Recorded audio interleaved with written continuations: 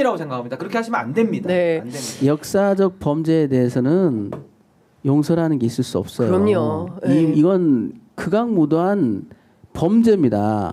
여기에 대해서는 용서가 있는 게 아니라 양형 사유로 약간 참작해 줄 수 있는 요소가 있느냐 없느냐를 보면 돼요. 그런데 지금까지 나온 사유로는 양형 사유로 별로 참작할 사유도 없어요. 그러니까요. 가장 결정적으로 본인이 반성을 안 한다니까요.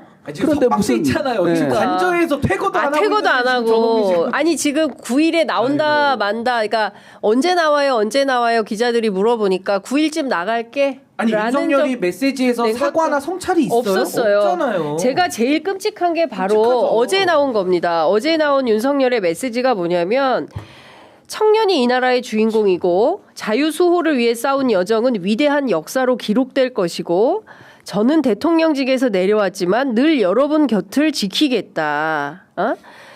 오늘의 현실이 힘들어도 결코 좌절하지 말라. 자신감과 용기를 가져라. 아니 내란 세력이 자신감과 용기를 갖고 결코 좌절하지 않으면 어떤 나라를 만들겠다는 아니 겁니까? 그 사람이 자유를 네? 얘기하잖아요. 다른 건 다 몰라도 어떻게 자유를 자유- 도대체 이해가 안 돼요. 자유를 억압하려고 손바닥에 네. 왕자 쓰고 나왔던 아니, 사람이 저는 독재를 하려고 했던 독재자가 수사기를 보면서 제일 끔찍했던 게 뭐냐면 네. 선관위 직원들 전산실에 있는 선관위 직원 선관위의 전산실 직원들을 네. 계엄 다음 날 12월 4일 날 그 수방사 지하 벙커로 끌고 가서 고문하려고 했던 계획이 그렇죠. 있었다고요. 예. 그 중에는 여성분도 있어가지고 여군까지 투입이 됐어요. 한번 상상을 해보십시오. 열심히 애들 그 학교 등교시키고 정신없이 출근했더니 갑자기 잡혀가 이렇게 안대 씌워가지고 너 부정선거에 케이블 타이로 개입됐지. 묶어가지고. 이렇게 말 안 들으면 이제 무슨 짓을 할지 모르죠. 어떤 고문이 가해질지도 모르는 그런 끔찍한 상황이 우리한테 펼쳐질 뻔했는데 그거하고 자유가 무슨 상관이 있어요? 자유를 지키기 위해서 누가 자유를 윤석열 누구의 자유를 개인의 누가 자유. 아니 이 상황이 도대체 누구의 자유를 누가 침범했다는 거예요? 아니 그러니까 이런 거예요. 저는 그 무슨 위대한 승복 뭐라 그랬지? 중앙일보에서 1년에 중앙일보에. 그날 탄핵날. 위대한 승복이라는 예. 5글자를 실어놨어요. 그러니까 1년에. 위대한 승복 얘기할 때 누구더러 승복을 하라는 거예요. 누구더러. 이게 저기 아니 그러니까 정도 하나 우리가 왜 피해 승복해야 됩니까? 아니 그러니까 정도 우리가 국민이 피해를 입었어요. 국민이 피해를 입었으면 내란 속의 윤석열이 승복을 해야 되는 거예요. 지금 이 순간까지도 승복하지 않고 한남동 관저에서 어떻게 정치인들 불러다 밥 먹이고 차 먹이고 밥이 넘어가지고. 변호인단 불러다 고생했다고 치아 거의 자기 집이에요? 아니잖아요. 여전히 이 사람은 자기가 대통령 놀이를 하고 해도 된다라는 착각 속에 빠져 있는 거예요. 그런데 그러니까- 우리 공권력은 끌어내야 될 거 아닙니까? 근데 이제 어떤 신문에서 그런 말을 썼는지 모르겠으나 그러면 지금쯤은 또 한 번 사설을 내야 될 거 아닙니까? 왜 승복하지 않냐고. 그런 얘기 안 하죠. 안 하죠. 그러니까 개헌 얘기 바로 넘어갔어요. 그들이 얘기하는 건 뭐냐면 4대4 또는 5대3으로 기각 또는 각하될 테니 민주당 승복해라 이 말을 한 거예요. 맞아요. 그런데 네. 지금 결과가 이렇게 나오니 모른 척을 하는 거고요. 아니 그러니까 이런 하루 겁니다. 이틀의 얘기도 아니지만 아니, 그래서 그러니까- 지금 굉장히 심각한 맞아요. 상황이 예. 우리가 겪었고 내란이 안 아직 해결된 끝났어. 게 없어요. 내란이 안 여기서 끝났어요, 아직. 먼저 샴페인 터트리고 본인의 공로를 강조하기 위해서 책임 소재를 희석시키기 위한 일체의 행동, 전 그걸 개헌으로 좀 보는 거예요. 그러니까 이거 하면 안 됩니다. 안 되고요. 예. 정말 국민들을 만만하게 이렇게 보시면 안 됩니다. 그렇습니다. 이렇게 똑똑한 국민들이 있습니다. 예? 그리고 내란 아직 안 끝났습니다, 여러분. 내란 끝나지 않았어요. 내란은 정권 교체가 되고 그리고 확실하게 내란 사범들에 대해서 단죄가 분명하게 이루어지는 그 순간 내란이 종식되었다고 땅땅땅 두드릴 수 있는 겁니다. 아니 그리고 개헌은 그때 논의하시죠. 윤석열 네. 사형으로 대법원 판결 나오면 그때 개헌 논의하면 돼요. 그 전까지 지금 해야 될 일이 얼마나 많습니까. 윤석열의 이건 친위 쿠데타기 때문에 내란의 잔당들이 지금 국가기관에 다 퍼져 있어요. 네. 이거 어떻게 정리하려고 그럽니까? 아니, 대안이 그리고 있습니까? 2달 내에는 얼마나 힘든데요. 2달 내에는요 개헌으로 갈 수도 없어요. 왜냐하면 근데 우리가 그런 얘기를 지금 왜 하시는 지금 시간도 없어요. 이 헌법을 개정한 지 상당한 시간이 흘렀지 않습니까? 개헌해야 될 손봐야 될 곳들이 많아요. 그렇기 때문에 정말 신중하게 학자들의 연구 또 뭐 많은 언론인이나 국민들의 그 의견 예진 이런 절차를 거쳐서 차분하게 가야지. 지금 다음 대선에 어떻게 그걸 얹지? 그러니까 지금 어쨌든 뭔가 스텝이 많이 꼬인 것 같다라는 생각이 좀 들고 저 뭐 이렇게 취재를 좀 더 해보겠습니다. 도대체 왜 이런 주말 사이에 이런 입장이 나온 건지. 뭐 취재도 취재지만 네. 아무리 선한의도 제가 머리를 다 굴려봐서 생각을 해도요. 이건 아니에요. 너무 잘못됐습니다. 그러니까 우리가 보통 뭐 예를 들어 한 8대2 정도 잘못할 수 있잖아요. 이건 정말 100대 빵이에요. 그러니까 절대 이건 해선 안 되고 지금 국민들이 얼마나 힘드신지를 좀 제발 좀 네. 이해를 하시고 정치인들이 책임 있게 좀 하셔야 된다. 네. 무책임해요. 제가 볼 때는 이렇게. 그러니까 이런 것 같아요. 저는 이제 헌법재판소도 마찬가지고 헌법재판소가 그렇게 길게 할 이유가 없는데 뭐 10하루 10나흘이면 다 해결됐던 일을 38일이나 질질 끌었을 때 많은 국민들이 판단했던 건 이겁니다. 지금 상황이 어떤지 공보관 통해서 내용을 공유를 해라. 그러면 국민들이 판단하겠다. 주권자인 국민이 판단해서 이 문제를 정리하겠다. 왜 헌법재판관 8명이서 안고 앉아가지고 결정도 이러지도 못하고 저러지도 못하고 있냐 이런 건데 지금도 마찬가지입니다. 지금은 헌법재판소가 정말 그 아주 좋은 문장으로 국제사회가 전 세계가 대한민국의 민주주의 헌법 질서가 이렇게 유지되고 발전되겠구나 라고 하는 그 문장을 분석하고 있어야 될 이 시점에 개헌을 할 거야 말 거야라고 프레임이 확 전환이 된 거예요. 그러니까 제발 헌법재판소든 사법부든 행정기관이든 국회든 입법부든 그 어디든 국민의 속도보다 반발짝만 앞서가라. 그렇죠. 네. 제발. 그 김대중 대통령께서 말씀하신 겁니다. 너무 앞서가지 말고 국민보다 딱 반보만 앞서가서 국민과 호흡을 같이 해야죠. 국민의 판단을 들어봐야죠. 어떻게 국민의 가치 판단 듣지 않고 자기들끼리 저만큼 나가 있습니다. 너무 똑똑해서 그런가? 절대 그러시면 안 된다. 국민과 호흡을 같이 해라. 국민이 판단하도록 해라. 이거 예. 옛날에는요. 한 10년 전, 15년 전만 해도 정치인들끼리 정계 개편이라는 걸 해서 많이 했어요. 자기들끼리 요 암막 커튼 맞아. 뒤로 들어가가지고 쿵짝쿵짝하고 야 쿵짝쿵짝해. 너는 요거 해먹고 우리는 난 요거 이거 해먹고. 이 야합이라는 말이 그때 있었잖아요. 그렇죠. 예. 지금은 이제 투명화돼서 야합을 해보세요. 어떻게 되나? 아니 망해, 그 새로운 망해. 미래랑 야합하면 개혁신당 망해. 손잡았을 때 어떻게 됐죠? 그러니까. 새로운 미래랑 개혁신당 꽁딱꽁딱 며칠 어떻게 되지도 됐죠? 않아서 그냥. 그 열흘 만에 박살 나는 거예요. 네. 그러니까 지금은 정치라는 게 더 투명해지고 더 떳떳해져야 되고 맞습니다. 명분을 잃으면 안 되고 국민의 예. 지지와 따로 가면요. 가보세요. 예. 정치 못합니다. 예. 그게 맞는 방향이고요. 그래서 맞습니다. 저는 시민주권을 우리가 되찾기 위해서 키세스단이 들어가고 응원봉을 들고 나간 게 엊그제인데 예. 갑자기 일요일날 개헌 얘기 나오면서 오늘 월요일부터 이 결정문에 대해서 우리가 면밀하게 더 보고 내란에 대해서 확고하게 하면서 내란 진압하고 또 새 정부를 열면서 새 정부가 해야 될 일들도 토론하고 공약할 게 얼마나 많습니까? 이거를 그냥 개헌 블랙홀로 다 잡아버리니까 아니 왜 윤석열이한테 면죄부를 줘야 돼? 왜 갑자기 책임을 윤석열이 질 거를 왜 우리 헌법이 나눠줘야 돼?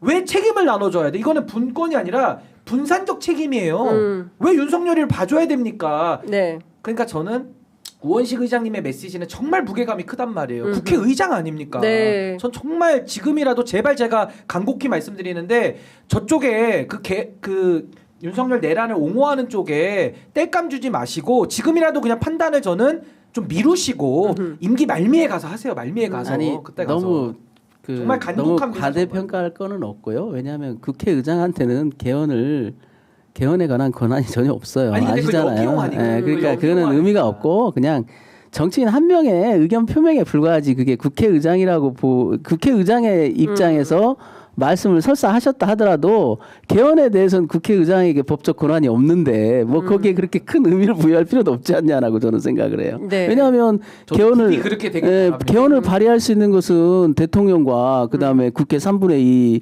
의원의 의결인 것이지 네. 뭐 국회의장이 거기에 대해서 단 한 표도 더하고 뺄 수 있는 권한이 없어요. 예. 그래서 그건 그냥 그분의 개인적인 생각 그러나 욕 좀 먹을 생각. 근데 저는 아니 그 말씀도 맞는데 워낙이 지금 레거시 언론들에서 그런 움직임들을 보여왔기 때문에 이게 또 결합이 되면은 굉장히 그 시민들의 뭐랄까요 내란 진압에 상당한 걸림돌들이 되니까 지금 그냥 가도 힘들어요. 네. 그러니까 저는 좀 더 빠르게 가야 된다라는 생각에서 말씀드립니다. 그러니까 이제 이때부터가 이제 각 정치인들의 또 실력 발휘가 되는 거겠죠. 그렇습니다. 어떻게 예. 이 난구를 헤쳐나가고 헤쳐나가느냐. 국민들한테 그렇습니다. 국민들한테 그 올바른 길을 제시해서 또 지도자로 또 등극하느냐.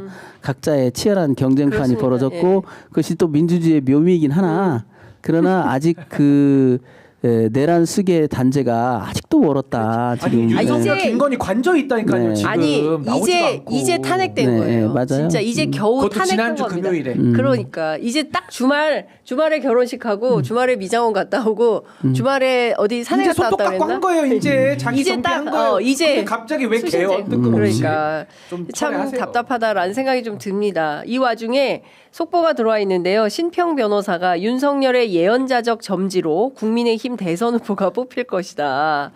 이 상황입니다. 예, 아직도 이 상황인 겁니다. 예? 이 놔두세요. 상황에 진짜 그러니까 이런 거예요. 그러니까 정치가 오버하면 안 된다라는 말씀 좀 드리고 여하튼 아이고 11시 14분이어서 아니, 이제는 근데 마무리를 해야겠네. 이번에도 내란 국면 한번 복귀해 보자고요. 지기현 부장의 그 어리석은 판단 하나로 얼마나 힘들었습니까? 맞습니다. 예. 그러니까 저는 지금도 이 정치 일정이 이제 가는 건데 책임 있는 정치인들이 자꾸 이렇게 오류를 내면요. 오류 내긴 쉬워요. 근데 바로 잡으려면 진짜 3-4배의 힘이 더 들어가니까 제발 좀 자중하고 우선순위대로 좀 시민들, 국민들과 좀 함께 하자고 하는 거고 저는 저 결정문 오게티도 있지만 그래도 잘 나름 썼거든요. 그럼요. 네. 저걸 좀 현실화하자. 이게 뭐 이렇게 틀렸습니까? 네. 이대로 좀 가자는 게 제 주장이고 국민들의 많은 저는 뜻이라고 보고요. 지기현 부장판사 그것만 안 꺼내줬어도 윤석열이만 안 내보냈어도요. 저 상당 부분 많은 부분은 좀 빨리 해결됐을 수 심우정. 있다고 봐요. 심우정도 지기현 심우정 마찬가지고. 걱정. 네. 저는 얼마나 힘들었습니까 맞습니다. 국민들이. 제가 그 형사재판 재판장이라면요. 네. 피고인 윤석열 10번 적어서 내세요. 이 현재 결정문 네, 반성하신다면 네. 한 10번 정도 필사해서 컴퓨터로 하지 말고 네. 직접 써서 한번 본인이 내보세요. 수기로. 네. 그럴 것 같아요. 근데 과연 지규현 부장이 그렇게 하겠습니까? 재구속도 아마 안 시킬 가능성이 높고 별건으로 구속사유 만들어야 된다. 그리고 수사 속도가 안 나지 않습니까? 주말 사이에 나와야 되는 기사는 수사 속도예요. 언론만 수사한다고 나왔지 실제로 수사의 흔적이 안 보이고 있습니다. 예? 그렇죠. 윤석열 지금 최고도. 제일 심각한 아니 것은 그리고 직권남용도 이제 기소를 해야 되잖아요. 그렇습니다. 헌법이랑 다 해야 네. 돼요. 그 VIP 경로설로 촉발된 박정훈 대령 사건, 예? 저 최혜병 사건 우리가 잊으면 안 됩니다. 지금 그 변호인이시잖아요. 네. 박정훈 대령 어떻게 지내세요, 진짜? 뭐 새로 뭘 보직을 촉각을 곤두 세우고 탄핵을 받고 네. 이제 재판이 곧 시작되는데 네. 다시 한번 재정비하고 있습니다. 그런데 네. 뭐 1심에서 무죄를 받은 것도 있지만 여러 가지로 뭐 많이 국민들 관심도 힘이 되고 뭐 어려움이 그때도 견뎠는데 그렇잖아요. 저희가 서슬퍼런 현직 대통령과의 실질적 싸움이었는데 그때도 버텼는데 지금이야 뭐 그때와 비교하겠습니까? 네. 그러나 잔불도 잘 정리하자. 그렇습니다. 아직도 그 경계심을 늦추면 안 예. 되고 그렇습니다. 박정훈 대령 같은 분이 표징이었습니다. 예. 대한민국 사회가 어떠해야 하는가? 박정훈 대령이 있었기 때문에 예. 조성현 대령이 나온 단장이 나온 거예요. 그럼요. 예, 그럼요. 그렇습니다. 그게 이제 벌써 이제 복수가 됐기 때문에 아우, 근데- 이제 그 뭔가 그 힘이 훨씬 받는 예. 이런 정당한 명령이 무엇인지를 고민하는 군인들이 예. 적어도 국민들 머릿속에 2명 이상 그렇죠. 이제 들어가기 맞습니다. 시작했기 때문에 그리고 예. 놀라운 사실은 이번 사태를 보면서 한 가지 희망을 본 것은 군이 굉장히 많이 변했더라고요. 그 옛날에 단일대오 무조건 까라면 까는 군대가 아니에요 이제는. 네. 그 이미 연관 장교들한테는 전혀 먹히잖아요. 그 병사들뿐만 아니라 네. 연관 장교만 해도 한마디로 씨알머리 안 먹힙니다. 그따위 얘기가. 네. 그 놀라운 변화다. 그렇죠. 뭐 네. 유튜브와 스마트폰의 힘이 아닌가 싶기도 하고요. 그것이 언론의 힘이고 민주주의의 발전 속도겠지만 그렇습니다. 정신 그구한테 제가 꼭 말씀드리고 싶어요. 그 군대 그렇게 동원한다고 나가는 군대가 아닙니다 이제는. 그렇습니다. 예. 예. 아유 조성현 단장께 감사 인사를 드려야겠네. 아, 그럼요. 아니 저는 서강대교를 넘기 전에 검문 검색이 있을 거라고 생각했어요. 그래서 그 길에서 나는 잡혀갈 거다라고 생각을 했거든요. 근데 서강대교를 건넜더니 군인보다 시민이 더 많은 거예요. 그래서 아니, 그러니까 야 살았다.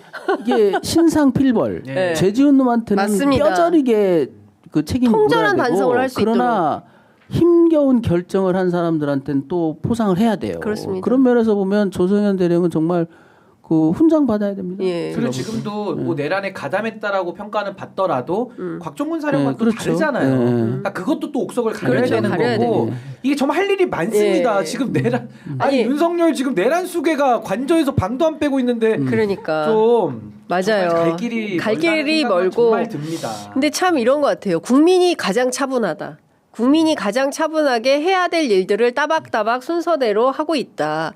다만 정치가 막 순서를 헷갈려가지고 근데 그게요. 엄한 행동을 순서 하고 헷갈리는 있다. 게 일 제일 못하는 거예요. 아니 모든 게 순서가 일이라는 게 중요해요. 우선순위를 해서 그렇습니다. 효율적으로 일하는 게 일을 잘하는 거지. 네. 맨 마지막에 해야 될 가장 안 중요한 일을 제일 먼저 하잖아요. 그 사람 해고해야 됩니다. 못하는 거예요 일을. 제가 좀 예. 안 되는 엉뚱한 겁니다. 소리 한마디만 더 붙이면 예.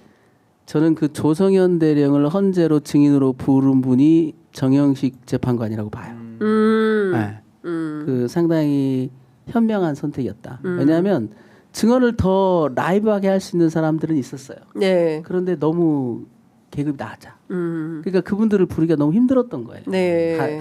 그 부담스럽고 너무 짐을 네, 세게 네, 지면 네, 네. 그래서 조성현 대령을 선택했다고 생각했는데 그게 참 신의 한 수가 됐고요. 네. 그것은 여야의 문제가 아니고 보수 진보의 문제가 아니라는 걸 아주 잘 보여주는. 네.